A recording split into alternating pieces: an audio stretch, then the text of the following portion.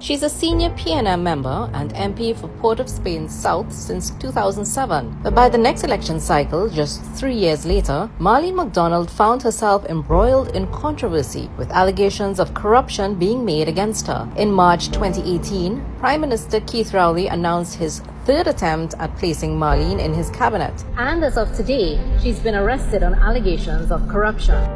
So how did we get to this point, and what's so special about Marlene McDonald? Here are 10 facts you need to know.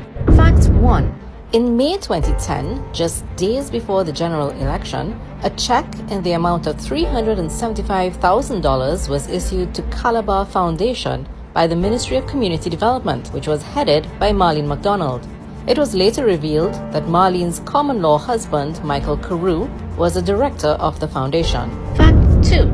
The thing is, when the check was issued in May 2010, the Calabar Foundation did not exist legally at the time. It was only registered in August 2010. Here's a copy of the check.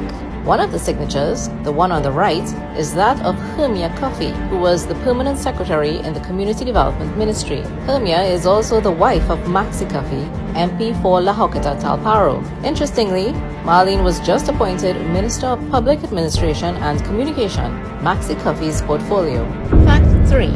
The Calabar Foundation's registration documents had 3 names, including Marlene's common-law husband Michael Carew and his brother Lennox Carew. The Carew brothers both worked at Marlene's constituency office and commanded high salaries of over $10,000 per month. Fact 4. The matter involving the payment to Calabar Foundation and employment of relatives at her constituency office came to a head in 2016 when police launched a criminal probe into allegations of fraud and misconduct leveled against Marlene McDonald. This morning I saw what appears to be new information. If the facts bear out what is there, and I have to take action, then I will. Less than 24 hours after Prime Minister Dr. Keith Rowley gave this assurance, Marlene McDonald was relieved of her duties as Housing Minister. New evidence that she employed her common-law husband in her constituency office forced her dismissal. Fact 5. After 16 months out of Keith Rowley's cabinet and seemingly out of favor with the Prime Minister, Marlene McDonald returned, this time appointed as Minister of Public Utilities. However, the criminal probe into fraud and misconduct by the police was still ongoing and remains so to this day.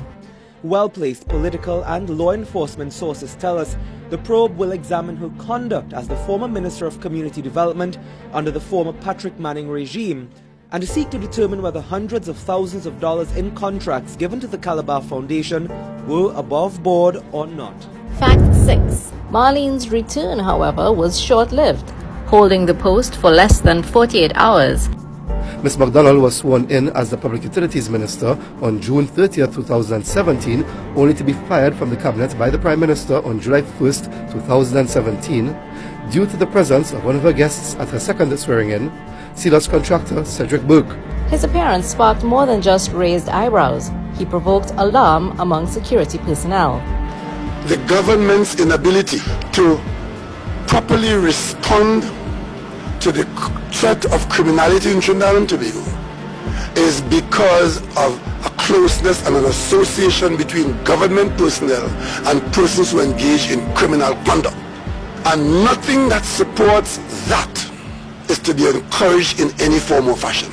Fact 7. Now, this special guest was reported to have been well known to the police.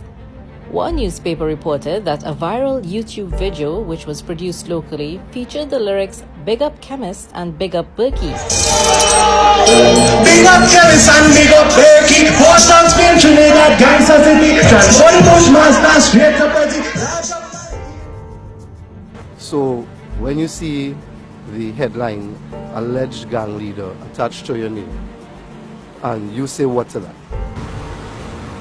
Well, I say alleged is a word that you use plenty when you want to keep yourself safe from lawsuits. That is the word to use, because that if you know something, you shouldn't say alleged. I am not prepared to go into any debate with Mr. Burke or any citizen. I simply want to say to the national community that in treating with the matter of safety, security, crime and criminality, I hold the office of chairman of the National Security Council, and I may have a little more information on these matters than any other citizen. Fact 8.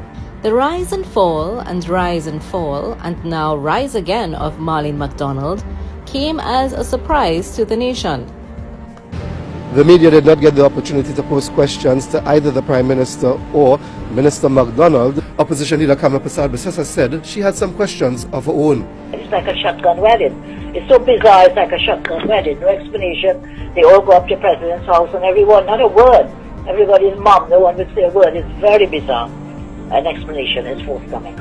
What has changed? Has anything changed? I think the country deserves an answer to such a question.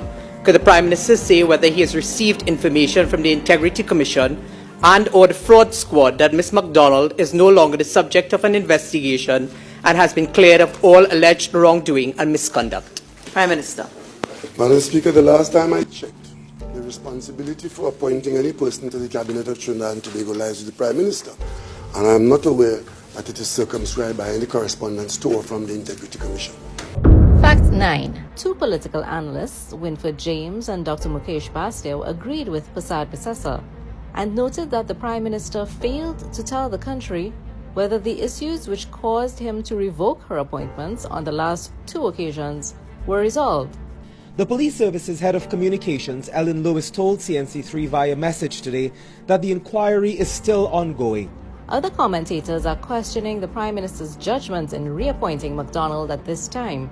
The return of Marlene MacDonald is a sign that he's finding difficulty to get talent into the cabinet. Fact 10. Folks, we're at number 10 Area Peter Road, St. Anne's, the registered address of the Calabar Foundation. Again, this is number 10 Area Peter Road, St. Anne's, the registered address of the Calabar Foundation, for which $375,000 of taxpayers' monies were given to refurbish. This is its state in 2018. Something is drastically wrong in Trinidad and Tobago.